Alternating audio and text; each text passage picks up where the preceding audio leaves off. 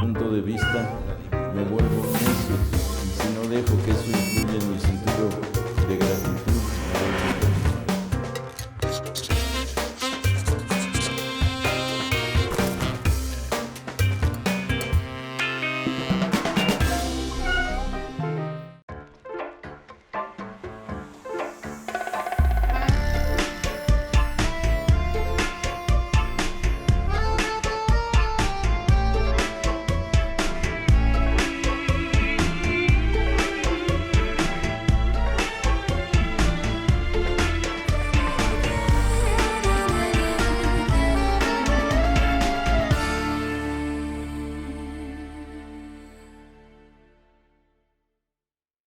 Hola, qué gusto estar con todos ustedes este día en donde los aquí presentes vamos a hacer un recuerdo de nuestro querido Carlos Monsiváis, pero con un tema, con el tema del feminismo de Monsiváis. ¿Era Monsiváis este intelectual público, este político radical feminista? Pues aquí, el día de hoy, tenemos a la doctora Gabriela Cano, a la doctora Hortensia Moreno, a la doctora Sofía Falomir y al doctor Martín González, que nos van a dar sus opiniones, y aparte yo meteré mi cuchara y daré la mía. Pero me gustaría que empezáramos contigo, Gabriela, historiadora, profesora investigadora en el Colegio de México. ¿Te parece que Carlos fue un intelectual feminista?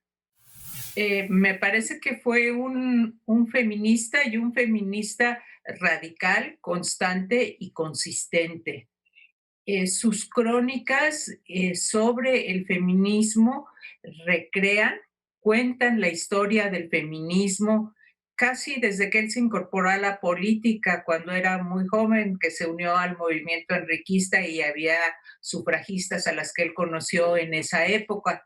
Y ya en los momentos posteriores al movimiento de 68, cuando vino el auge de la segunda ola, Carlos estuvo muy atento, estuvo presente, escribiendo, comentando y, lo más importante, reinterpretando, creando un conocimiento sobre el feminismo, creando opinión sobre hacia dónde iba el feminismo.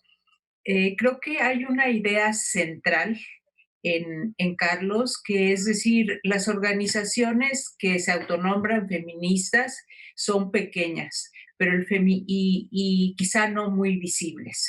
Están desgastadas, tienen conflictos internos, pero la fuerza cultural del feminismo se deja sentir en la sociedad.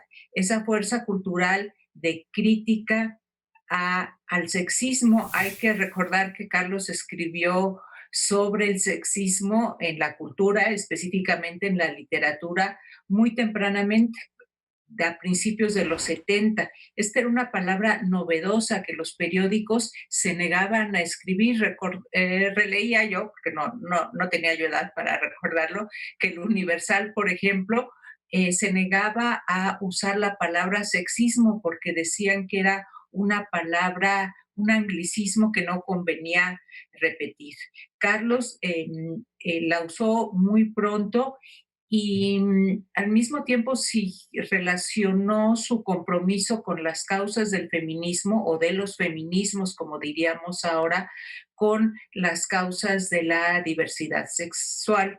Yo sé que es otro tema, pero en sus ensayos, en sus pensamientos, en su opinión política, estos temas están ligados como una crítica al autoritarismo patriarcal, a la discriminación laboral, incluso un análisis que no considera el valor económico y el valor social del trabajo doméstico, que ahora lo llamaríamos trabajo de cuidados.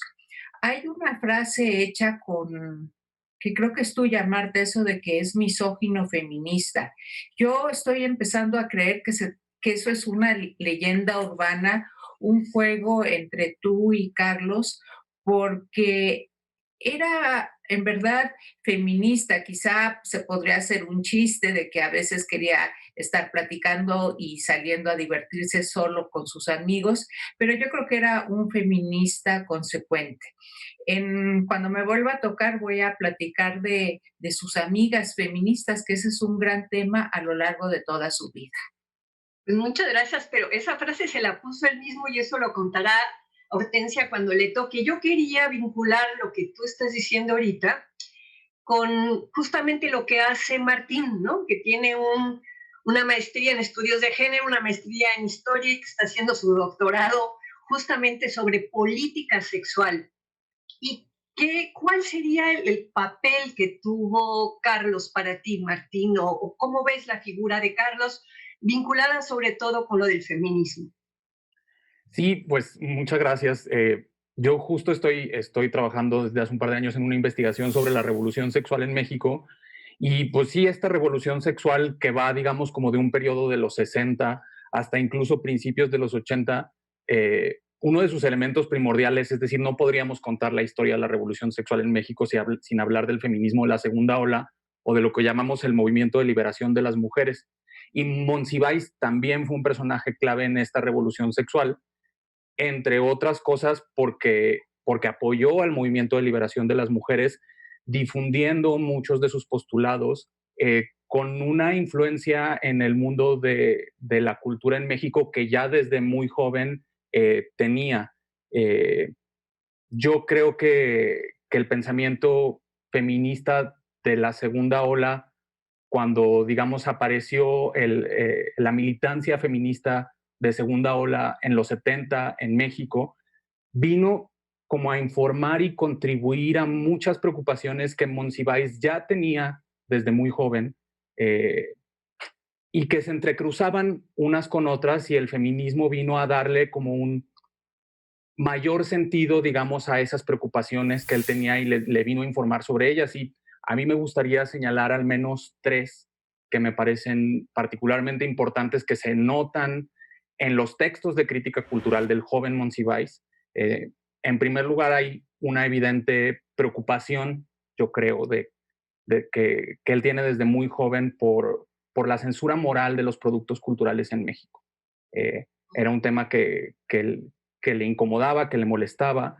En segundo lugar, él creo que estaba muy interesado en señalar y destacar la importancia que estaban teniendo los movimientos sociales en México y el activismo de la sociedad civil, la emergencia de la sociedad civil organizada como un actor político importante. Y en un tercer lugar, pues yo diría que también estaba interesado. Carlos Monsiváis era un hombre de izquierda desde joven, y una de sus principales preocupaciones también era la ampliación de los proyectos democráticos de la izquierda, que ya no se restringieran al marxismo tradicional, y en ese sentido incluyeran otros actores, además de los trabajadores, y en ese sentido incluyeran a las reivindicaciones de las feministas, a las reivindicaciones de los movimientos de liberación homosexual que aparecieron en la segunda mitad de los 70. Y sí, como crítico cultural, yo además quiero destacar que él estaba muy consciente y era muy afecto a hablar de lo que él llamaba la política del silencio como negación de la existencia. Eh, y por eso particularmente creo que le molestaban las representaciones anquilosadas de la sociedad mexicana en la cultura, con una centralidad muy concreta en la familia y con el horizonte de los personajes femeninos muy limitado. Y era algo que él veía muy claramente en el cine, es decir, la representación de las mujeres en el cine. Él criticó que se restringiera, digamos, al de las mujeres como vírgenes, madres o prostitutas, que eran todas en realidad siempre reflejos de las preocupaciones masculinas sobre la sexualidad, y no, digamos, reflejos de personajes como sujetos en sí mismos, ¿no? Y bueno, yo creo que antes, incluso, digamos, por plantear un preámbulo, antes de la militancia de segunda ola feminista en los 70 en México, desde que se fundó el Grupo Nuevo Cine, que Carlos Monsiváis ayudó a fundar con otros críticos culturales y cineastas, y en su programa que tenía también con Nancy Cárdenas, El cine y la crítica, esta fue como parte de la agenda de transformación. Quería remover las representaciones culturales para incluir representaciones más justas de las mujeres en la sociedad mexicana, porque estaba muy consciente del impacto cultural que esas representaciones tenían. No, muy bien, comparto, Martín. Tú decías que te parecía que yo había inventado lo de misógino feminista. Hortensia, que es investigadora del Centro de Investigación y Estudios de Género de la UNAM, compañera mía de hace mucho tiempo, y que fue con quien me embarqué en el proyecto que también tú estuviste desde el inicio, Gabriela, de la revista Debate Feminista, que siempre dije que Carlos tendría que haber estado allí, aparecer su nombre, porque era un factotum, y él dijo, yo no quiero estar en una revista solo de mujeres. A mí me gustaría que Hortensia nos contara lo que significó para ella, pues ese encuentro con Monsiváis en la revista, porque ella como escritora lo conocía y lo leía desde antes. ¿Nos dices, Hortensia? Claro que sí, Marta. Yo creo que la presencia del Monsi, así le decíamos, o sea, no le decía, a Marta creo que le dice Carlos, pero dentro de la revista le decíamos Monsi, fue creo que decisiva para la revista. También creo que la revista pues tuvo muchos momentos, es decir, los primeros 25 años de debate feminista estuvieron determinados por pues, mucho tiempo y muchas cosas que ocurrieron tanto en el movimiento feminista como en nuestras vidas. Y bueno, una fue que cuando nos juntamos la primera vez decidimos hacer un comité editorial exclusivamente de mujeres, digamos que allí éramos separatistas, aunque ahora ya tuviéramos alguna distancia con la posición separatista, y a lo largo de esos 25 años hubo muchas discusiones en el comité editorial y nunca aceptamos como en consenso que hubiese hombres en el comité editorial, cuando mucho dejábamos que entraran algunos así como ayudantes. Pero bueno, pero la presencia de Monsiváis siempre fue importantísima. Yo creo que Monsi sí era feminista y también misógino, es decir, lo que yo no veo es por qué es contradictorio decir que alguien es feminista y misógino. Creo que tenía pues sí, una distancia respecto de cómo se construye la feminidad y eso pues es, sí, una forma crítica de ver cómo son las mujeres, pero al mismo tiempo a mí me sorprendió mucho ahora que he estado revisando textos sobre la lectura de Simone de Beauvoir en México. Monsiváis la leyó antes que mucha gente, o sea, él la leyó a partir de su contacto con Rosario Castellanos, desde la Facultad de Filosofía y Letras, y incluso él, lo que él escribe acerca de esa lectura es que la tuvo que hacer varias veces porque en la primera no encontró todo lo que después conversó con Rosario Castellanos. Entonces yo creo que hay no solamente pues, un posicionamiento político, sino una formación intelectual, un trabajo realmente de producción de feminismo, ¿no? No es un feminismo salvaje, no es un feminismo espontáneo, es un feminismo pensado, realmente muy estudiado. Monsiváis era un erudito, Monsiváis era un lector voraz y leía sobre todo los temas que le apasionaban. Eso también es una parte muy rescatable del personaje como personaje cultural en México. Es decir, Monsiváis nunca estuvo atado a la academia, en el sentido que estamos de pronto las investigadoras atadas a la academia. Monsiváis era un pensador libre que estaba estudiando exactamente lo que le interesaba. Y le interesaban muchas cosas, le interesaba la cultura popular y desde luego todos sus ensayos de cultura popular tienen ahora un valor impresionante porque yo creo que es una figura única en este afán de rescatar algo que para la élite intelectual pues es despreciable o no tiene suficiente valor y él encontró que esto verdaderamente podía permitirle medir el pulso del país, medirle el pulso político, medirle el pulso cultural y sus análisis en cine, sus análisis en cultura popular en general, tienen una vigencia en este momento que parece mentira. Es decir, uno puede leer sus ensayos y sus crónicas y seguir entendiendo que verdaderamente estaba haciendo una radiografía de lo que significa vivir en este país, en este mundo, en este planeta. En fin, mi contacto con Monsi en la revista pues fue siempre obviamente mediado por Marta Lamas, y Marta Lamas era la que todo el tiempo estaba insistiendo en que él nos mandara ensayos. Monsiváis escribía a lo bestia, o sea, escribía todo el tiempo, estaba publicando en todas las revistas importantes de este país, y de pronto, cuando teníamos un número en que considerábamos que era importantísima que estuviera la pluma de él participando, pues Marta empezaba a darle guerra y a hablarle todos los días y a decirle, a ver, entrega tu artículo sobre esto, quién sabe qué. Y él siempre entregaba tarde, porque estaba escribiendo todo el tiempo, pero pues te estaba escribiendo demasiadas cosas. Y entonces mi sensación siempre era así de tensión, de que ya tenemos que mandar las pruebas a la imprenta y todavía no hemos revisado nada, y yo era como muy quisquillosa y quería leer todo antes de que pasara a pruebas, en fin. Entonces, lo interesante es que Monsi era muy consentido. Realmente le dábamos unas libertades que no le dábamos a ninguna otra colaboradora o colaborador. O sea, si llegaba su escrito un día antes, pues se retrasaba tantito la revista, o si llegaba un día después de la fecha límite, de todas formas, entendíamos la importancia de incluirlo, y yo creo que esto también le da pues un estilo a la revista que no podría ser sin la colaboración de Monsiváis. Yo creo que allí pues, demuestra eso, que es realmente tenía un feminismo muy claro para mí, y bueno, al mismo tiempo yo, yo reivindicaría su misoginia. Yo creo que Monsiváis tenía poca tolerancia para la gente tonta y para la gente ignorante y para la gente necia, y entonces era pues muy explícito al respecto de pronto. Entonces, bueno, no son los estilos a los que estamos acostumbrados en un país en que todo es por favorcito, con permisito, lo molesto. Entonces, pues sí. Con permisito, pero vamos a tener que hacer un corte y ahorita retomamos, porque lo que no contaste fue cómo él se puso a sí mismo misógino feminista.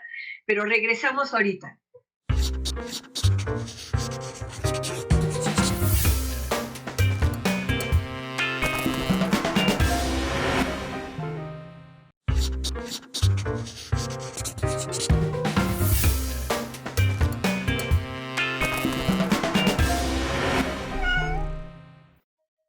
Nos habíamos quedado al final de intervención, Hortensia. Cuéntanos nada más cómo surgió esto de misógino feminista. Al final de la revista teníamos una sección que se llamaba Colaboradores, y allí cada persona que escribía en el volumen tenía que mandarnos su definición, y Monsiváis lo que puso fue misógino feminista, y entonces así se autodefinió. Yo creo que es una forma súper legítima de autodefinirse. Claro, y no es una leyenda urbana, Gabriela. Bueno, Sofía, me encantaría. Sofía estudió letras, tiene una maestría en filosofía y es una chica joven. ¿Cómo ven ahora, digo, no todas, pero las que leen, cómo leen a Monsiváis hoy las jóvenes de 30 y algo años? Pues, bueno, para comenzar, muchas gracias por la invitación.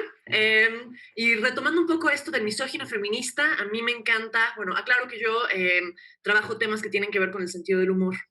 Entonces la idea a mí me pareció, yo no conocía hasta ahorita que leí justo el prólogo que hace Marta para el libro Misógino Feminista, que recopila las columnas, bueno, los artículos, y en términos de chiste, me parece un chiste no solamente brillante, sino además vanguardista. Como que el sentido del humor del feminismo contemporáneo, al que a veces se le acusa de tener tan mal sentido del humor, feminaces gruñonas, yo qué sé, y de pronto hay términos como el aliade o el macho progre, que de pronto son jocosos, ¿no? Que hay una cosa ahí como de un poquito, una pequeña burla y autoburla, una perspectiva profundamente autocrítica, y entonces en esta idea del oxímoron, ¿no? La figura literaria que está jugando en el misógino feminista es un oxímoron precioso, porque lo que está haciendo Monsi con esto pues es obviamente afianzar su feminismo precisamente a partir de este movimiento profundamente autocrítico. Digo, yo sé que qué espanto venir aquí a explicar el chiste, no hay nada que mate el chiste tanto como explicarlo, pero me parece que el sentido del humor ahí con el que siempre que siempre escribió Carlos Monsiváis fue absolutamente central para poder darle una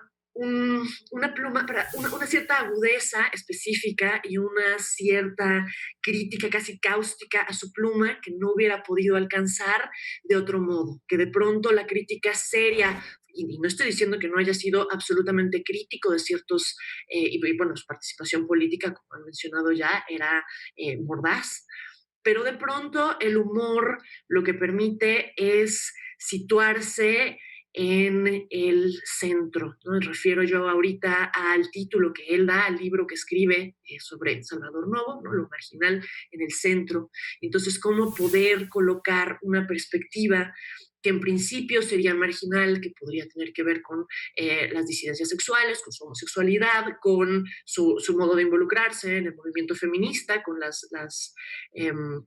pues lo mucho que él estaba investido e interesado en todos estos temas, incluso, o sea, pasando también por el STLN, etcétera, todas las cosas en las que estuvo involucrado. Y me parece muy importante esta idea, o interesante, pues una óptica interesante, pensar cómo es que el sentido del humor le permite colocar estas perspectivas que en principio serían marginales y colocarlas al centro de la discusión pública, porque como ya se mencionó, su producción era prolifiquísima, era verdaderamente copiosa, que además me parece que ahorita le da a su obra un carácter particularmente vivo y móvil a la fecha, en el sentido en el que, por estar hablando de crónica, por estar hablando de ensayo, lo que nos permite es que es una obra que no está sellada y cimentada en una serie de textos canónicos. Claro que están los textos recopilados y publicados en vida, pero la cantidad, la producción literaria es tal que estos textos pueden acomodarse, reimprimirse, según líneas temáticas que están todavía por ser exploradas y según interrogantes que no necesariamente están hechos desde los trabajos mismos. Entonces es como si están... el propio modo en el que la obra se afianza en tanto inconclusa le da esta capacidad de tener una voz crítica, no solamente en el momento en el que las cosas fueron escritas, sino para resolver problemáticas, pues esto que me parecen vanguardistas, que me parecen adelantadas para su época. Digo, adelantadas en qué términos, ¿no? Hablando de qué tipo de progresos y tal, habría que cuestionar eso para comenzar. Pero nada, me ha gustado mucho esta revisión de la obra de Monsi. Si me permiten. Perdón, qué pena. También aquí, amante de las mascotas, nada más porque la plática es de Carlos Monsiváis, me permito la pequeña interrupción. Pero en fin, pierdo el hilo, simplemente a decir que el sentido del humor me parece una herramienta y una estrategia fundamental para poder poner precisamente la marginalidad en el centro de la discusión de la vida pública. Gracias, Sofía. Gabriela, tú querías regresar, ¿verdad? A ver. Yo quiero regresar a Misógino Feminista, y si algo me permitió tener unas conversaciones muy divertidas con Carlos es que me gustaba contradecirlo, y a él también le gustaba que lo contradijera porque era muy antisolemne, estaba en contra de las verdades hechas, decía que todo era provisorio. Provisorio es una de sus palabras, de las palabras que aparecen mucho en su texto. Entonces, aunque él se haya autodefinido a sí mismo misógino feminista, yo me permito sin ningún respeto, contradecir a Carlos y contradecir a mis amigas feministas. ¿Cómo iba a ser un misógino feminista cuando elaboró y nos ayudó a pensar? No solo era un aliado, era un pensador del feminismo. Eso en cuanto a autor.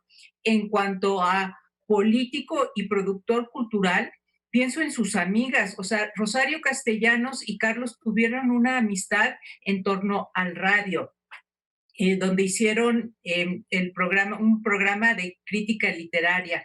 Sus amigas estaban involucradas en la causa del feminismo y de la diversidad sexual. Pienso en las hermanas Galindo, en Nancy Cárdenas, a quien ya se mencionó, donde hicieron el programa y la crítica del cine y la crítica, que era sobre todo una parodia de los políticos, que fue lo que después vino a Por mi madre Bohemios. Ya mencioné a Margarita García Flores, que fundó FEM junto con Alaíde Fopa. En orden cronológico tocaría mencionar a Marta Lamas, pero ella la voy a mencionar después, porque está aquí presente, así que me salto el orden cronológico y menciono a Consuelo Sáizar, editora, que publicó los poemas de Nancy Cárdenas, y estoy mencionando 4 o 5 nombres de las decenas de amigas cercanas de Carlos, y no estoy mencionando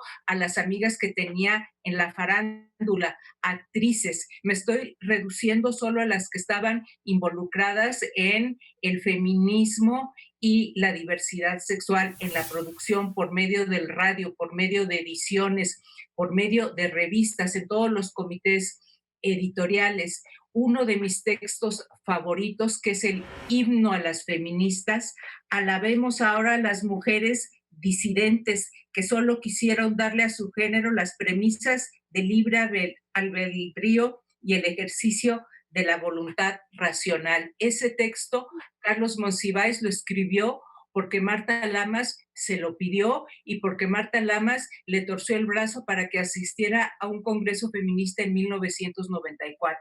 Es un texto único, y no hablo aquí de Hortensia Moreno, lo decía hace un momento, como Marta Lamas tenía que estar hablándole por teléfono todas las mañanas. Ya hiciste el texto, ya está lo de debate feminista, porque Carlos sí era un hombre tímido, un hombre de libros, un hombre de cine, de video, pero también era un hombre que le gustaba mucho estar hablando con la gente, preguntar qué haces, en qué estás pensando, qué lees, y tenía muchísimas conversaciones telefónicas. Aparte de escribir, no sé cómo le daba tiempo de hablar por teléfono con todas sus amigas que aquí estoy mencionando, y por eso estaba tan informado. Entonces sí, me permito contradecirlos, Carlos no era un misógino feminista. Bueno, yo digo que sí era un poquito misógino, y entre las amigas te faltó mencionar a Elena Poniatowska, que además claro. Su súper gran amiga desde la época en que él se fue a Inglaterra, y con quien escribieron unas cartas espectaculares que yo espero que algún día Elena publique,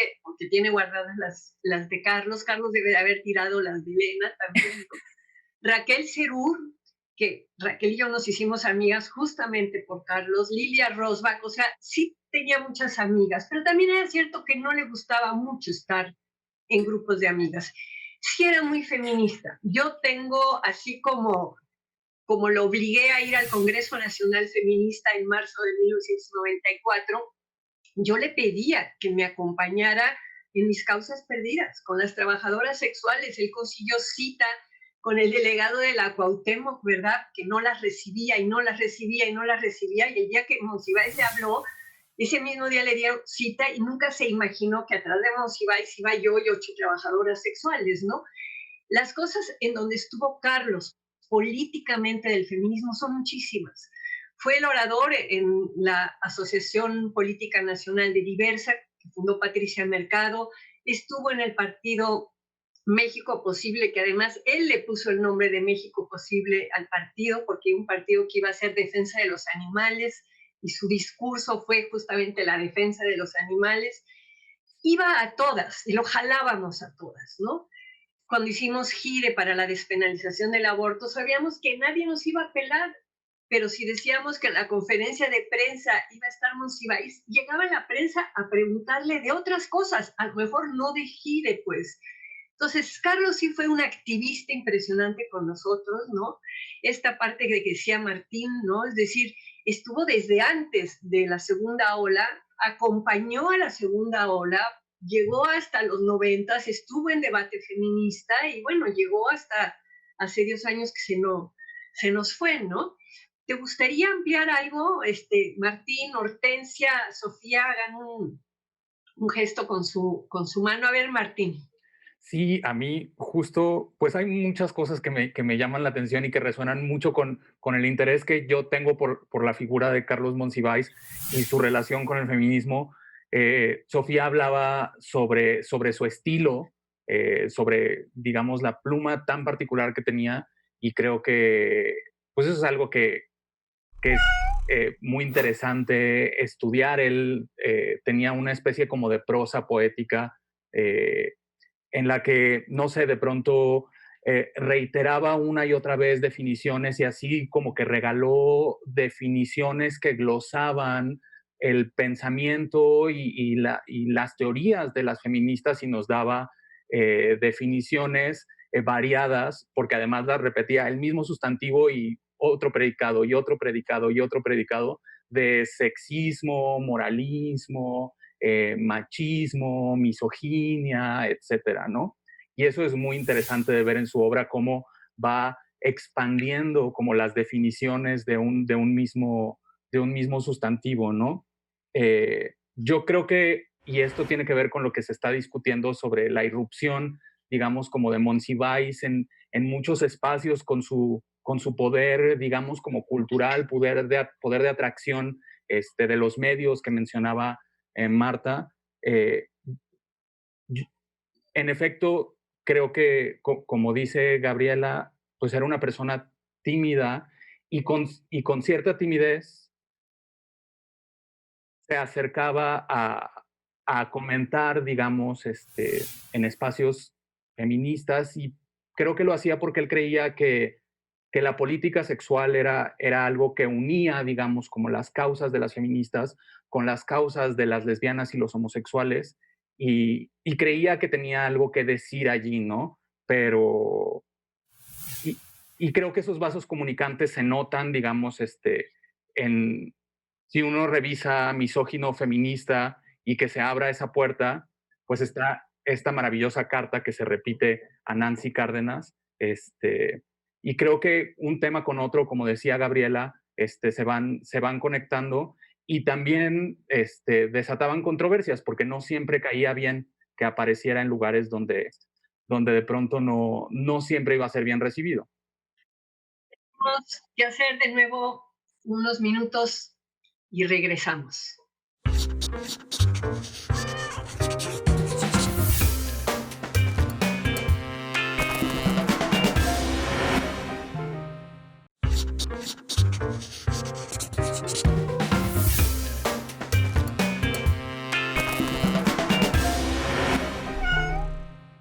Bueno, esto es en honor a Carlos, evidentemente, pero yo quería leerles. Gabriel había dicho cómo a principios de los años 70 Carlos había logrado instalar definiciones tan importantes.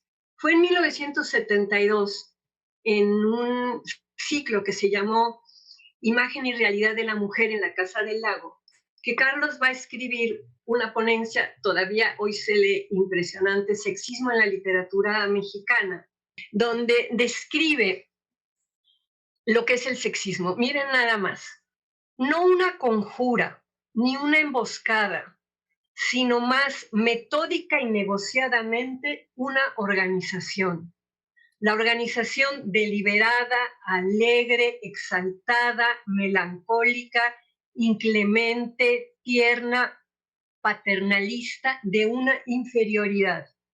No otra cosa es el sexismo, una suma ideológica que es una práctica, una técnica que es una cosmovisión. Es una de las mejores definiciones que hay de sexismo. Este libro de Misógino Feminista es el libro que reúne todos esos artículos que a Hortensia le tocaba tratar de que llegaran a tiempo a la imprenta.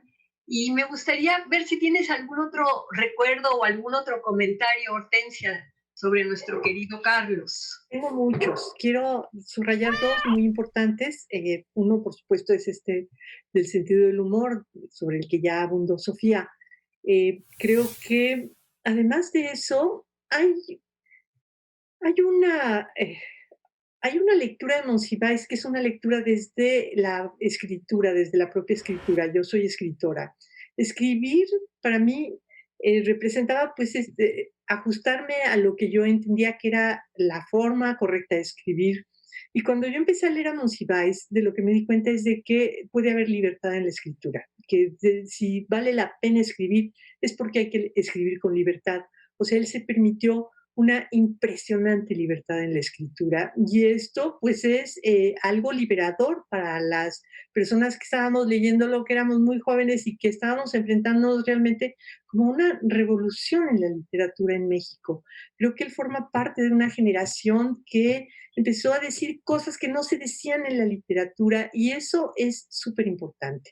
Y el otro que quiero recuperar es la figura de Monsiváis. Creo que haberlo conocido en persona es un privilegio y haber compartido con él cosas como una mesa redonda, pues era una cosa muy especial. Yo me acuerdo de una muy particular, no sé ni dónde, ni de qué se trataba. De lo que me acuerdo es de que mientras estábamos nosotros leyendo nuestro rollo y tirando las ideas que habíamos podido juntar, él estaba escribiendo su ponencia en ese momento. Y entonces a mí me llamaba mucho la atención, es decir, las sensaciones, Monsiváis rompía todas las reglas y lo hacía muy bien, es decir, rompía las reglas porque no se ajustaban las reglas a una forma de ser en libertad. Creo que esto es una de las cosas que para mí es una enseñanza en lo personal y que me ha verdaderamente abierto el mundo. No conozco a ningún otro personaje que tuviese tanta libertad en muchas cosas. Digo, lo podemos atribuir al hecho de que pues él no era católico, ¿no? Por ejemplo. Entonces él tenía una mirada crítica que le permitía ver detalles dentro de la organización de la vida social que los demás no veíamos y entonces era muy subversivo y creo que esa subversión permanece en sus textos, es decir, leerlo verdaderamente nos abre un espacio de libertad y eso es lo que para mí, es lo que significa de manera más importante Monsiváis. Gracias, Hortensia. Sofía, y tú que trabajas justamente el humor, la escritura, los escritores mexicanos, ¿cómo ves? ¿Cómo ubicas a Carlos? Me encanta escuchar esto que dice Hortensia ahorita porque estoy completamente de acuerdo y a partir de lo que está diciendo me remite un poco a pensar, y no estoy hablando ahorita de escritores latinoamericanos, ni siquiera ni mexicanos, estoy pensando más bien en este concepto que usa Deleuze cuando habla de la literatura menor, es decir, de esta perspectiva que permite correr a contrapelo del canon, del tradicionalismo, del nacionalismo, de la literatura oficial, y de pronto esta idea de pensarlo protestante, bueno, culturalmente protestante, en una sociedad católica.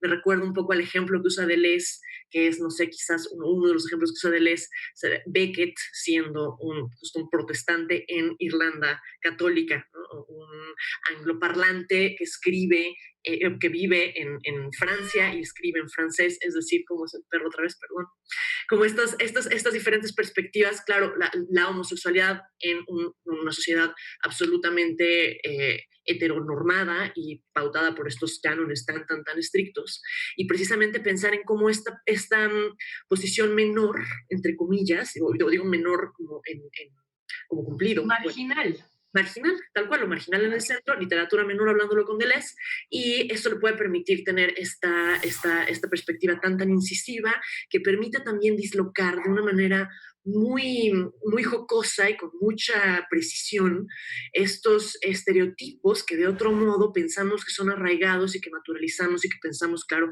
así es la vida, ¿no? Tal cual es. Entonces, por ejemplo, sus comentarios culturales sobre la cultura popular, ahorita me encontraba 2 o 3 comentarios muy simpáticos, por ejemplo, cuando discute a Jorge Negrete en alguna película diciendo que somos o no somos, ¿no? a una amada, y claro, y Monsi lo que dice es que es shakespeariano, ¿no? Es somos o no somos, es to be or not to be, pero versión ranchera, lo cual lo hace todavía más shakespeariano. Entonces, esta frase que hubiera uno dado por hecho, que está tan enraizada y arraigada en los estereotipos y los papeles de género tan tradicionales, de pronto con este pequeño comentario, Monsi logra desnaturalizar y romper romper esto que damos por hecho y que damos por sentado. Igual se burla de alguna actriz diciendo, o sea, algún actor, algún galán que pregunta a su amada, ¿qué hacías antes de conocerme? Y ella dice, concesionaba mi exterioridad, ¿no? Entonces él habla de pronto de cómo el lenguaje del tecnocrático ya permeó la estructura melodramática de la vida cotidiana de lo mexicano, ¿no? Del ethos de lo mexicano. Y de pronto son estos modos, estas perspectivas, esta óptica que enrarece la realidad en lugar de normalizarla, lo que también puede verse como una especie de disidencia al interior del lenguaje, además de todo lo que se ha dicho sobre sus participaciones activísimas y puestas, y pues su presencia y su pluma en temas tan importantes para el feminismo. Vamos a ir cerrando así con comentarios muy cortitos. Gabriela. Pues yo me estaba acordando de Borola Tacuche de Burrón, que es un personaje del cómic La familia Burrón de Gabriel Vargas, que Monsiváis escribió de este cómic desde muy temprano, y justo le interesaba mucho, le gustaba mucho el personaje de Borola, porque decía que era una feminista que estaba dispuesta a sacar adelante a su familia con su esfuerzo, que tenía inquietudes artísticas, creativas, que incluso en una ocasión fue a votar. Carlos siempre tenía como esta conexión con la ciudad, con los sectores populares de la ciudad y también con los circuitos de élite de la producción literaria. Entonces siempre va de uno a otro, y es una de sus maneras como rompió una regla muy importante en la cultura, que es darle como que subir y reconocer la importancia creativa y cultural de un producto como la familia Burrón, y dentro de eso Borola Tacuche, que es un personaje divertidísimo y que expresa este feminismo que está fuera de lo que él veía como los pequeños grupos activistas del feminismo.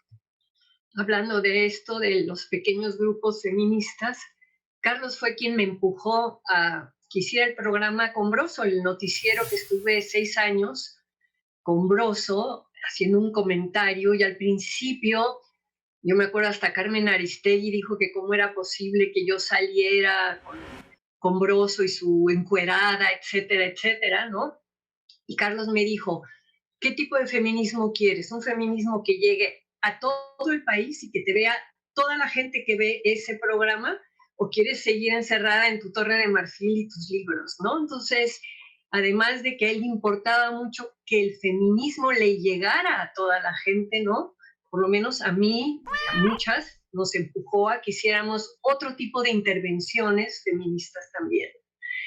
Martín, un comentario para ir cerrando cortito. No sé cuánto tiempo tenemos, pero nos van a decir en un momento.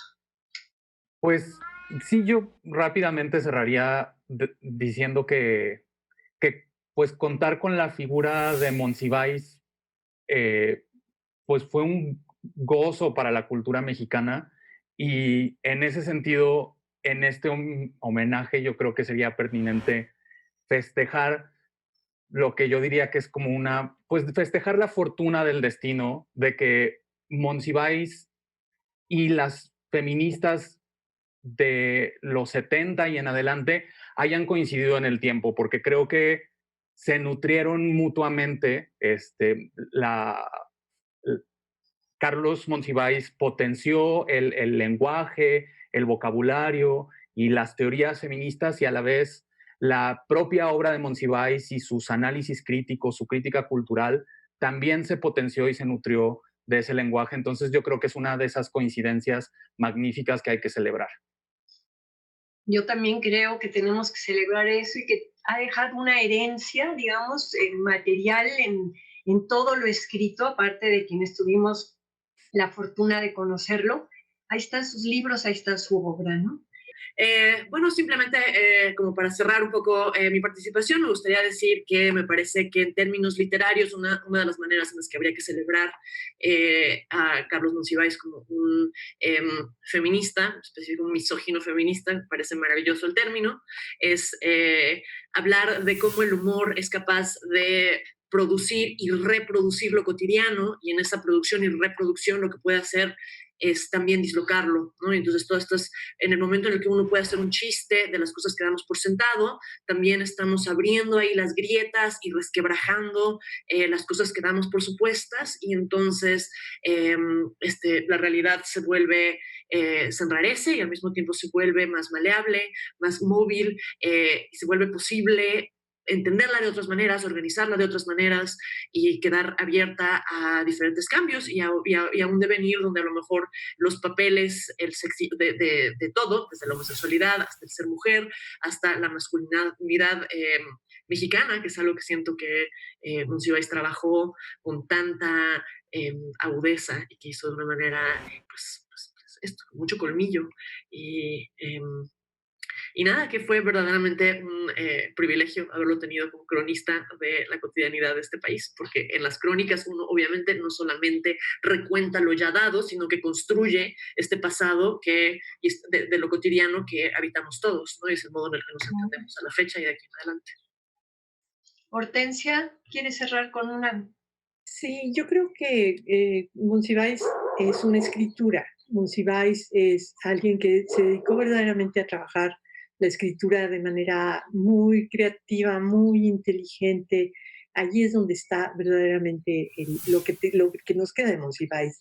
Yo creo que hay que leerlo ahora. Yo los invito a visitar la página del CIE, donde tenemos el acervo completo de la revista Debate Feminista, y desde luego pues todos los artículos que publicó en Debate Feminista, desde luego también los libros que publicó, que están desde luego a la mano, que se pueden conseguir en las librerías o mediante el correo, que ahorita ya todo lo tenemos que comprar por correo electrónico, pero bueno, que se sigue leyendo, es decir, no sé si no va a pasar nunca de moda, pero en este momento para nada. En este momento está precisamente hablando con una voz que tiene vitalidad, está viva esa escritura, y yo creo que pues de lo que se trata también es de eso, de que veamos todavía lo que puede aportar este pensamiento.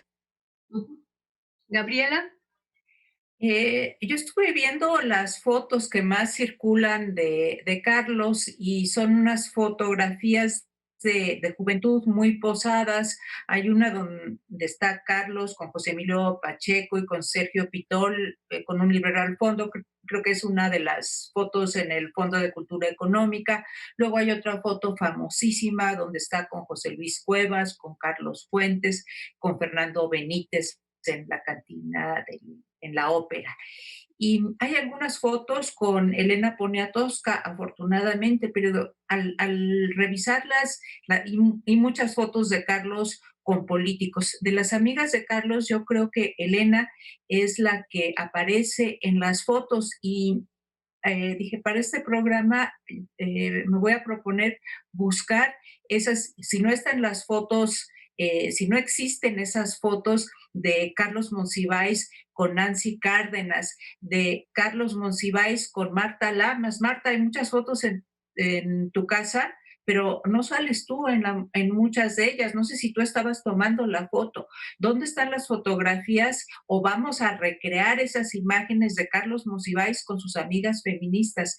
No encontré ni una sola fotografía de Carlos Monsiváis con Rosario Castellanos, por ejemplo. Entonces ahí hay un sesgo de los libros, de la cultura impresa, que ha dejado al margen, que ha dejado esta oscuridad de Carlos con sus amigas feministas comprometidas con la diversidad sexual. Entonces creo que hay tanta obra que podemos encontrar esas imágenes ahí.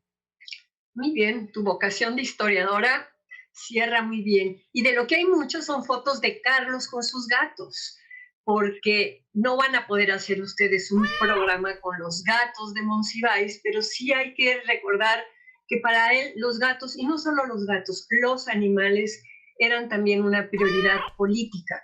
y que él decidió en los últimos años de su vida que esa iba a ser la causa por la cual iba a luchar. Y creo que con esto llegamos al fin de este programa. Y como dijo Hortensia, hay que leerlo, y como dice Gabriela, busquemos las fotografías que den cuenta de este maravilloso feminista que fue Carlos Monsiváis.